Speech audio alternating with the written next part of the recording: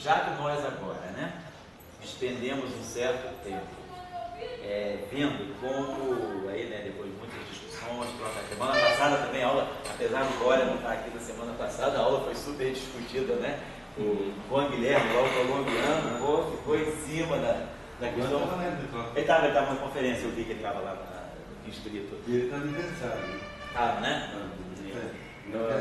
Ele fez bastante perguntas aqui semana passada, a gente levou um tempão para caminhar. Bom, mas aí a gente entendeu que a gente está descrevendo a QED dentro de uma formulação mais ampla e que processos de QED podem ser também, interferir com processos de interação fraca.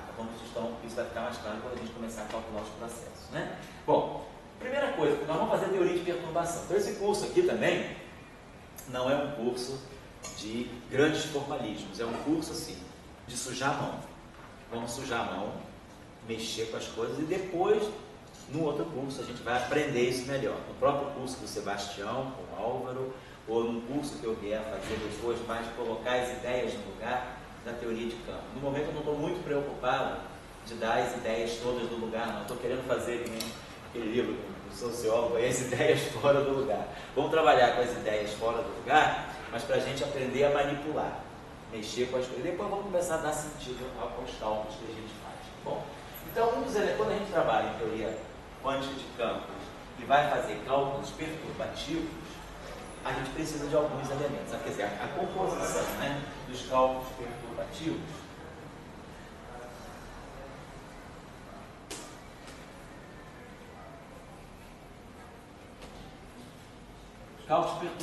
de teoria de campo, eles usam vamos dizer assim, uma metodologia, uma prática, que é a metodologia dos gráficos de Feynman. Vai ter que desenhar e calcular gráficos de Feynman. E esses gráficos de Feynman, eles são desenhados à luz de como é o lagrangiano, de como é a interação. Vamos aprender a olhar para o lagrangiano e saber tirar os gráficos de Feynman. Mas antes de tirar os gráficos de Feynman, a gente precisa tirar as regras de Feynman.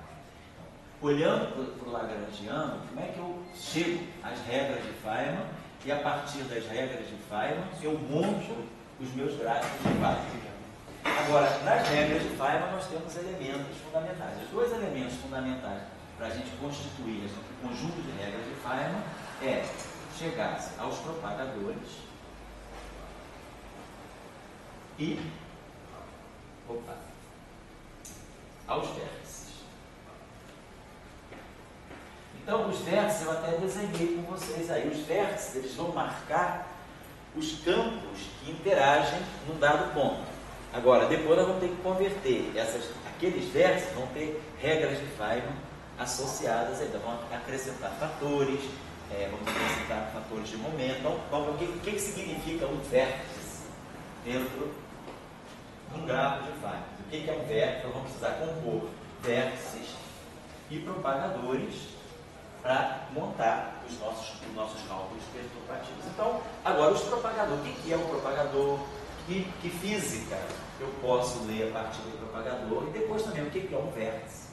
Que física eu consigo ler a partir de um vértice? E depois, compondo propagadores e vértices, nós vamos construir os cálculos perturbativos para calcular as grandezas que nós precisamos calcular. Na verdade, ele está preocupado em calcular em teoria de campo, os cálculos perturbativos todos, a gente faz, na verdade, o que a gente está interessado é calcular cálculos perturbativos para, na verdade, o que a gente quer chegar às funções de algo.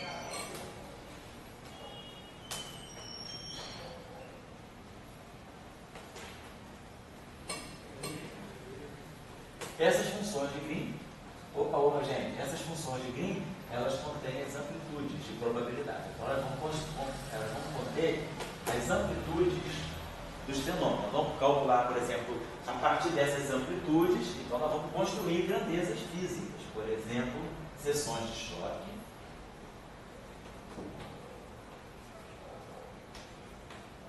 e decaimentos. Posso contar uma historinha? Sim. Eu lembro quando a gente estudou pela primeira vez QED, eu fui ver aquela na profissão. Ah, sei. Pô, mas era um medo, não sabia. Não sagrado, né? Não tinha nada passo a passo. Por aí tinha um exame oral com ele. Sei. Então, eu estava fazendo exame com ele, né? Estava indo no exame, né? Sei. Ele me disse, me retira qual o número disso? Ah, tirar um número aí. Eu não, qual o número?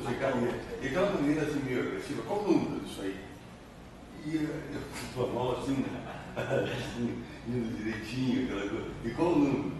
E no fundo ele queria botar de uma função de grito, tirar a sessão de choque. Entendi, sei. Eu nunca me esqueci dessa, porque na sessão de choque esse tal número, né? Tá. E até então está todos os condimentos da teoria. Mas ali desapareceu, não é bloqueado, né? Nós professores de ECA, que era o nosso monstro sagrado aí da teoria de campo. E aí cálculo de parâmetros também. Então nós vamos calcular massas de ressonância, nós vamos calcular tempo de vida média. Então, ou seja, nós vamos fazer cálculos de grandezas físicas usando amplitudes de probabilidade que estão dentro das funções de grilo. Agora, então, isso aqui é o que a gente pretende calcular.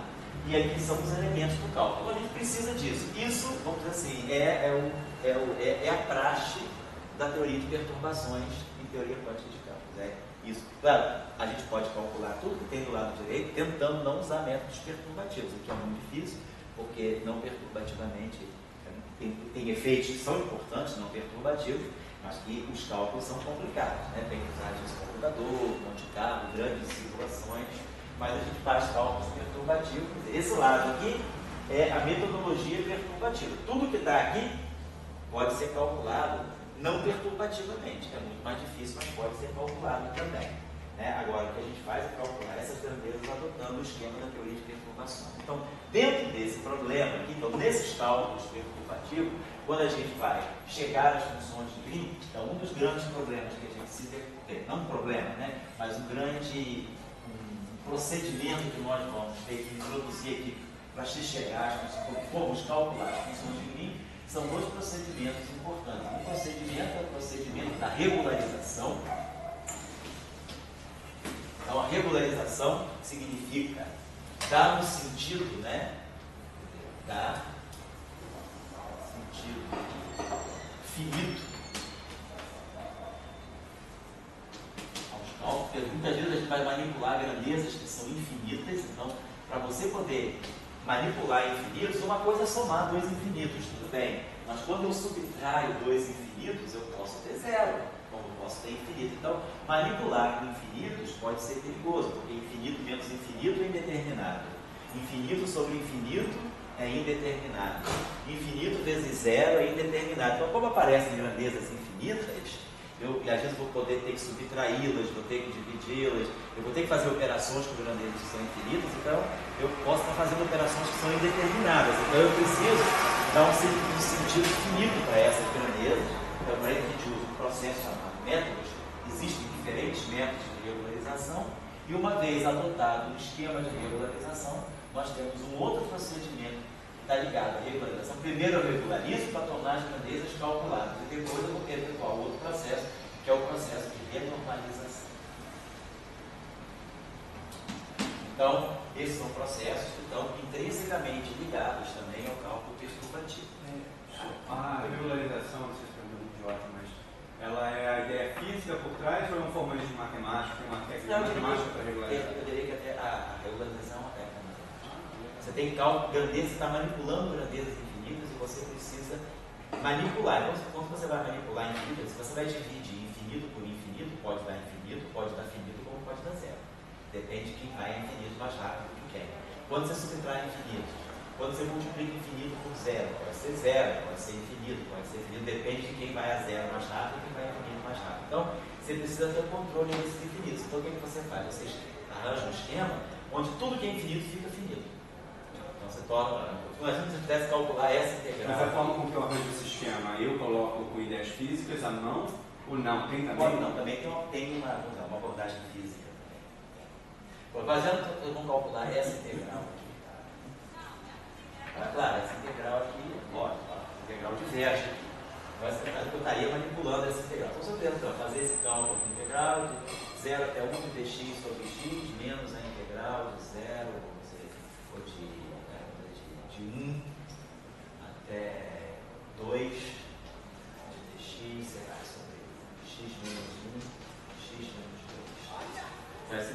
inverso também para x igual a 1, lá e para x igual a 0. Então a pergunta é, esse resultado, afinal de contas, ele é finito ou não? Eu vou estar diminuindo infinito de infinito.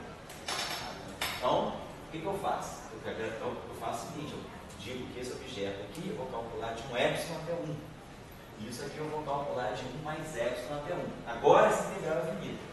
É log de 1, que é 0, menos log de epsilon. E essa integral aqui tá bom, eu decomponho em frações parciais, vai dar um log de 1 mais x. Então, se eu fizer essa integral aqui, essa parte aqui eu faço decomponho em frações parciais. Essa integral aqui, quando eu posso botar em 2 menos epsilon. Então, aqui também vai ter um problema. Até para facilitar a vida, eu boto aqui para eles. Então, teria quebrar isso aqui em frações parciais. Isso aqui é 1 sobre x menos 1, menos 1 sobre x menos 3, com um fator menos 2 na frente. Então, eu decomponho isso em frações parciais. Aí, essa integral aqui eu resolvo. Então, se eu diminuir essa integral dessa integral aqui, eu acho que aqui vai produzir um log de epsilon, e aqui vai produzir um log de x menos 1, mas vai produzir um outro log de epsilon também. Então, vai acabar que os infinitos podem se cortar. E essa integral acaba sendo finita no final do dia. Então, eu regularizo, e no final dos cálculos eu faço o epsilon tender a 0. Quando eu fizer o epsilon tender a 0, eu vou recuperar a situação de partida. Então, vamos dizer, isso é um processo de regularização.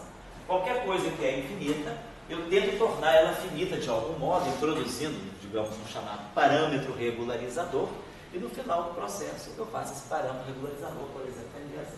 Então, isso que é a regularização. Eu vou estar manipulando grandezas, só que são integrais bem mais complicadas, vão ser integrais de 4 dimensões, do espaço dos momentos, mas a gente vai ver que é complicado, mas tudo é factível.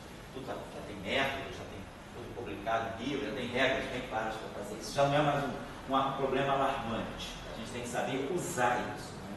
Beleza, então, isso aí é a praxe da teoria de campos perturbativo. Então, nós vamos começar por aqui, nós vamos começar a montar os elementos do nosso cálculo perturbativo. Vamos ver o que dá um sentido físico, o que é um propagador e, matematicamente, montar uma expressão para esse propagador. Eu não vou poder, nesse curso, ir muito a fundo em todas essas coisas. Como eu falei para vocês, esse curso é um curso mais para a gente aprender a calcular certas coisas, botar a mão na massa, sem se preocupar muito com a fundamentação. Eu vou dar o taste para vocês, o sabor, e vou dar referência para vocês procurar. Tem livros nossos, tem cursos antigos, tem livros muito bons, livros da Grime. Como eu falei com vocês, hoje em dia tem uma literatura muito boa. Então, não é preciso a gente ficar seguindo o livro, porque os livros são bons. A gente tentar fazer uma coisa que a gente vá usar os livros, fazer uma abordagem mais rápida, encurtar caminho, para vocês verem se em julho vocês já enfrentam qualquer gráfico de Feynman sem medo. E aí a gente vai aprendendo coisas consultando aqui e ali. A ideia é um pouco essa, é ter o gráfico, aprender a calcular as coisas e depois começar a compreender os processos mais particulares que estão embutidos. Eu acho que é uma abordagem que eu estou fazendo para a gente ganhar tempo. Né? Muito bem. Então, vamos lá, como é que eu começo a pensar no que é um propagador? Suponhamos o seguinte. Agora a gente vai especificar. Suponha que eu tenho um lagrangiano, eu tenho um campo. Esse campo φ aqui, vamos chamar esse campo φ, ele é genérico. Ele é um campo que pode representar qualquer coisa. Pode ser um escalar, pode ser um espinor, pode ser um vetor, não importa. É um campo genérico.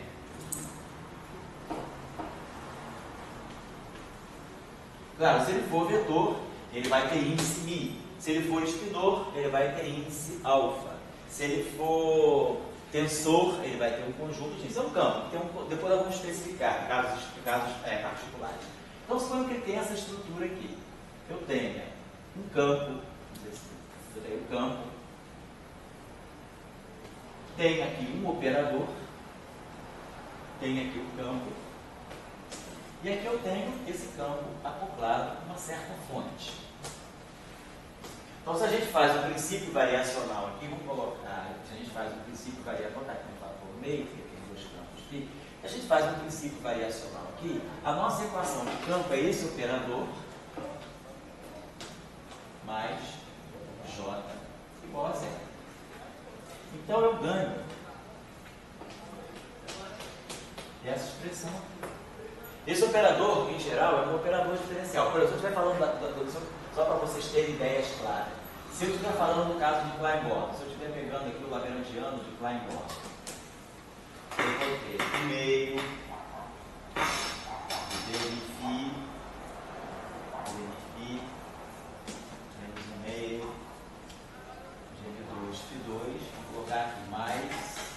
J'. Então, aquele primeiro pedaço eu vou escrever aqui. Aqui é aquele esquema sempre, eu faço uma integração parcial, jogo essa derivada para cá, faço uma integração por partes, né? E jogo isso aqui. Na verdade, eu posso escrever esse termo aqui como sendo DI de φ. DI de φ menos φ DI de φ. Então, simplesmente escrever esse termo como sendo uma derivada menos esse termo aqui. Claro, isso aqui é uma derivada total, então o termo de derivada total no lagrangiano, para efeitos de cálculo perturbativo, a gente imagina que o campo infinito é zero, a gente joga fora esses termos.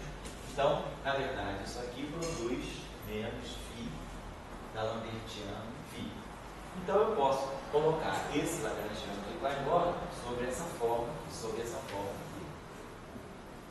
Ele vai ficar 1/2 de φ menos da Lambertiano menos entre 2φ mais J. Então isso aqui faz o papel do meu operador O. O meu operador O, nesse caso, é um da Lambertiano mais M2. Tá? Então, se eu for olhar as equações de campo aqui, eu vou ter da Lambertiano, faço o princípio variacional da Lambertiano mais M2φ igual a J. Lógico. Então, eu tenho um campo que tem um operador diferencial, tem um campo que tem uma fonte. Então, o que é a função de Green? O que nós sabemos aí da função de Green?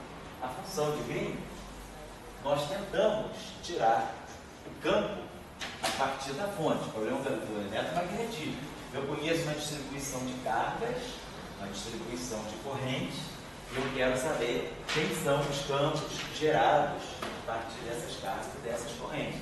Então, o meu problema lá me diz o seguinte: eu vou pegar o meu operador O atuando em φ igual a J, tudo isso no ponto X. Então, eu sei que o meu campo φ no ponto X ele vai ser integral, estou fazendo tudo em 4 dimensões. V4y é uma função de Green, g de x menos y, atuando em 4y. Quer dizer, se eu aplicar o operador O aqui, o operador O na coordenada x, eu jogo o operador O aqui, mas o operador O é na coordenada x, ele passa dentro dessa integral. Então eu vou ter o meu operador O, mas na variável x, atuando em g de x menos y, isso aqui me dá o delta de x menos y.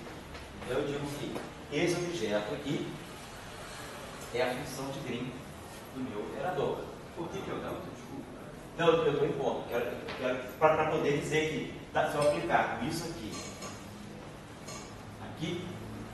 eu quero que isso aqui dê delta, porque eu quero que isso aqui me reproduza o J. Tá? Então esse g de x menos y é o que a gente chama de O menos 1. Quer dizer, a inversão de um operador diferencial, ele me dá aquilo que eu chamo de função de Green. Então, eu até deixei um exercício aí para vocês, né, no eletromagnetismo, que era calcular a função de Green da derivada segunda, né? Exercíciozinho ali. Ele era menos J? É mais J, porque esse caso tem sinal menos que compensa. Tá? A ideia de Klein-Ball. Tá igual. Isso aí. Aqui eu estou botando J, só poderia ser menos J. Bom, aí teria um sinal menos do lado direito, só isso. Então, quer dizer, a ideia da função de Green é inverter um dado operador diferencial. Eu poderia perguntar, o que significa esse operador? Quem é a função de Green do operador ddx? No fundo, eu estou perguntando isso aqui. Então, eu vou procurar.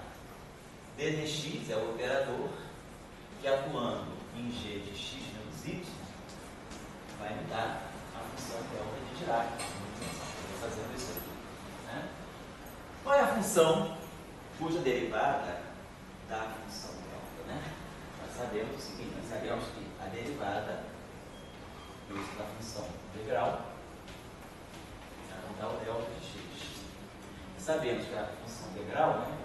Vou pegar essa função, se eu derivar ddx módulo de x em relação a x, ela vai me dar θ de x menos θ de menos x, a função integral, né? Se x é positivo, a derivada é 1, então fica θ de x positivo, que é 1, isso aqui é 0. Se o x for negativo, o módulo de x é menos x, a derivada é menos 1. Então esse termo aqui vai dar 0, esse termo aqui vai dar menos 1. Então a derivada do módulo de x, né, ela é mais 1 para a direita e menos 1 para a esquerda. Está escrito isso aqui. Então, eu sei que a derivada da função